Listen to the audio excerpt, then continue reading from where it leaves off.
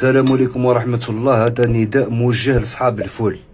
يا اخي كلشي زاد، البنو تاع 400 ولا يدير بزوج ملاين وما كانش. الطماطم تاع 2000 فرنك ولا تدير ب 25000. الكباش تاع 4 ملاين ولاو يديروا ب 10 ملاين. غير انت يا مول الفول مازلت تبيع في 10 كيلو ب 20000. منين تلقاك ما تشري 10 كيلو؟ دار الثوم فور مشرشم هذا بلاصو سروش. قالت لي سمورس البراطل من الاسم تفهم حوايج بزاف. مازالت ما دارتوش غير كونفيتير وما قطرتوش كي الزهر. نعودو نشربوا القهوه بالماء فول. يا مول الفول دير قيمه لعمرك اخويا وبيعوا ب 200000 وراك مسامح اخويا دنيا واخره. واللي يقول لي نعمت ربي وكاين اللي ما لقاهاش يجي نشري له 10 كيلو. انا هبطت نتقهوى دركا لقيت واحد مدير له 15000 تقول مكره فيا. يا مول الفول انت ظهرت صعيب بزاف.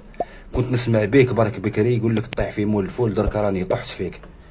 هيا ناط لي شجره تاع فول في ودني. هاي السلام عليكم.